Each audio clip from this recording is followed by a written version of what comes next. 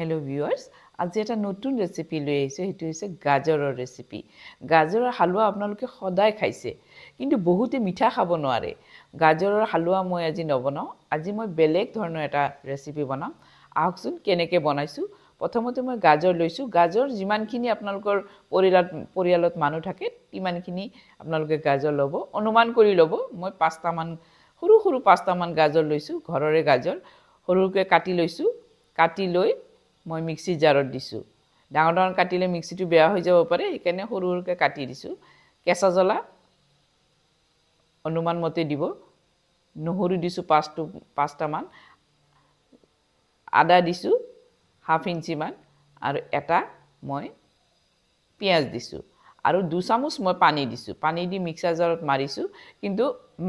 mixer জাৰটো মাৰ নাখালে আৰু অলপমান পানী দি মাৰিব তাৰপিছত ইয়াতে মই কাজু বাদাম 5টা মান দি আকৌ মিহিন কৰি পেষ্ট এটা বনাই লৈছো চাওক এনেকে মিহিন কৰি পেষ্ট এটা বনাই লব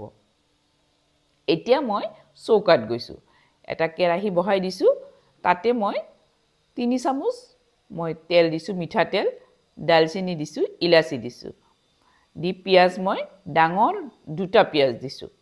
পিয়াজ দি ভালকে মই এটা আগতে দিছো এটা এতিয়া দিছো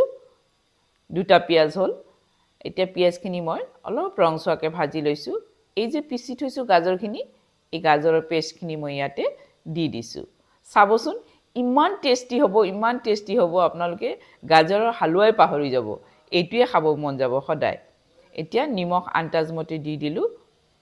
ভালকে নিমখ দি ভালকে লৰাই লৈছো অকমান ধনিয়াৰ গুৰি আধা চামুচ ধনিয়াৰ গুৰি আধা চামুচ জিৰাৰ গুৰি দিছো দি ভালকে খানি লৈছো অকমান জালুকৰ গুৰি দিছো গুলমৰিচৰ গুৰি দি ভালকে খানি লৈছো এতিয়া মই ইয়াতে কি দিছো জানে দৈ 2 টিস্পুন মানে 1 টেবুলস্পুন দিছো দি ভালকে ভাজি লৈছো ভাজি লৈ অলপ পানী দিছো গাজৰখিনি সিজিবৰ কাৰণে অলপ পানী দিছো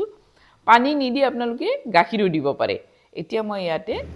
জলাৰ গুৰি দিছো জলাৰ গুৰি দি ভালকে অলপ ঢাকন মাৰি যেতিয়া ভাজা হৈ আহিব তেতিয়া মই কি কৰিছো কসুৰি মেথি দিছো কসুৰি মেথি দি ভালকে ভাজি লৈছো যেতিয়া এনেকে ভাজি থাকুতে এনেকে কেৰাহীৰ পৰা উঠি আহিব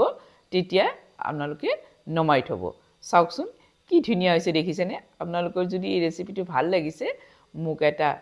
লাইক কৰি দিব আৰু যদি বেছি ভাল লাগিছে মোৰ চেনেলটো সাবস্ক্ৰাইব কৰি লব লগতে বেল আইকনটো টিপি থব অলও টিপি থব মোৰ আহিবলগীয়া ভিডিওবিলাক আপোনালোকে পাই থাকিব এতিয়া চাওক এটো ৰুটি দি ভাতে দি যিকোনো বস্তু লগতে আপোনালোকে পাৰাঠা লুচি সবৰ লগতে খাব পাৰে